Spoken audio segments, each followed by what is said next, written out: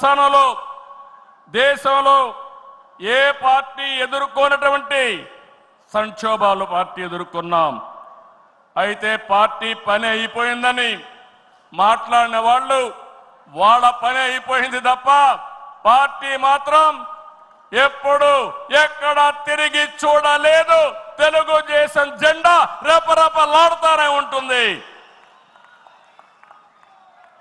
నాటి ఎన్టీఆర్ చేతిన్న రథం నేను చేసిన వస్తున్న మీకోసం పాదయాత్ర ఎన్నికల ముందు లోకేష్ చేసిన యువగళం వరకు కార్యకర్తల్లో అదే పోరాట స్ఫూర్తి. పాలనంటే హత్య రాజకీయాలు, కక్ష సాధింపులు, వేధింపులు, తప్పుడు కేసులని మార్చేశారు గత ప్రభుత్వం. విధ్వంస పాలనతో రాష్ట్రాన్ని సర్వనాశనం చేశారు. దీన్ని ప్రశ్నించిన తెలుగుదేశం కార్యకర్తల్ని, నాయకుల్ని ప్రాణాలు తీశారు, వేటాడారు, వెంటాడారు, అక్రమ కేసులు పెట్టి అరెస్టులు చేశారు. కానీ ఒక్క వ్యక్తి కూడా ఎత్తిన జెండా దించకుండా పోరాటం చేసిన మిమ్మల్ని మనస్ఫూర్తిగా అభినందిస్తున్నా. ప్రశ్నించే వారి గొంతు నొక్కడానికి గ్రామస్థాయి నేతల గొంతులు కోశారు. మన పసుపు సింహం, మన చంద్రయ్య పీకగోస్తుంటే కూడా జై తెలుగుదేశం అని ప్రాణం వదిలిపెట్టాడు. అది మనందరికీ స్ఫూర్తి. ఆ స్ఫూర్తి ఈ పార్టీని నడిపిస్తుందని చెప్పి కూడా నేను మీకు తెలియజేస్తున్నా. ఇది ఒక్క ఉదాహరణ మాత్రమే. ఇలాంటి చాలా మంది కార్యకర్తలు ప్రాణ త్యాగాలు చేశారు. ఆశయ సాధన కోసం రాజీ లేని పోరాటాలు చేశారు. వారి స్ఫూర్తి తెలుగుదేశంలో శాశ్వతంగా ఉంటుందని చెప్పి కూడా నేను మీకు తెలియజేస్తున్నా. ఎత్తిన జెండా దించని కార్యకర్తల పోరాటాలు, త్యాగాల వల్లనే కూటమి ప్రభుత్వం అధికారంలోకి వచ్చింది. మీ త్యాగాలకు మహానాడు వేదికగా శిరస్సు వంచి మీకు పాదాభివందనం చేస్తున్నాను. ఇక్కడుండే కార్యకర్తలే కాకుండా రాష్ట్రం మొత్తం కూడా ఇదే పోరాటం చేశారు.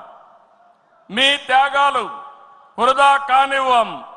కార్యకర్తల కష్టానికి గౌరవం, గుర్తింపు ఇస్తాం, సంక్షేమం చూపిస్తాం.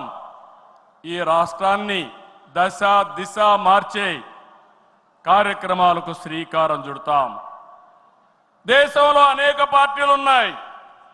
కానీ ప్రజల జీవితాల్లో ఇంతగా ప్రభావితం చేసిన ఏకైక పార్టీ ఉందంటే అది ఒకే ఒక పార్టీ, తెలుగుదేశం పార్టీ.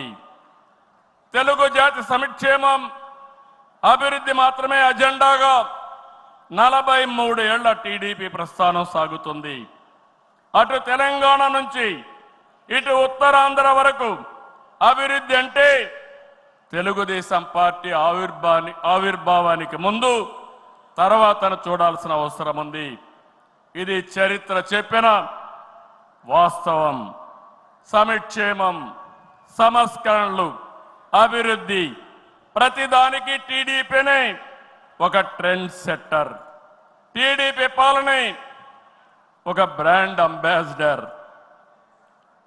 ఒకసారి చరిత్ర మనం చూస్తే పటేల్ పట్వారీ వ్యవస్థ రద్దు నుంచి ఆడబిడ్డల ఆస్తి హక్కు వరకు, బాలికా విద్యకు ప్రోత్సాహం నుంచి ప్రత్యేక మహిళా యూనివర్సిటీ వరకు, లోటు కరెంటు నుంచి మిగులు విద్యుత్ వరకు, ₹2 కిలో బియ్యం నుంచి పక్కా ఇళ్ల వరకు, ₹30 పింఛన్ నుంచి ₹4,000 పింఛన్ వరకు, వంట కష్టాలను దీపం పథకం తప్పించడం నుంచి డాక్రా సంఘాల సాధికారం వరకు, నిరుద్యోగ పరిస్థితుల నుంచి ఐటీ ఉద్యోగాలతో విదేశాలలో సత్తా సాటే వరకు, రాయలసీమ రైతన్నులు సాగునీటి కోసం తల్లడిల్లే పరిస్థితి నుంచి డ్రిప్ సబ్సిడీలతో సిరులు పండించే వరకు బడుగు బలహీన వర్గాలకు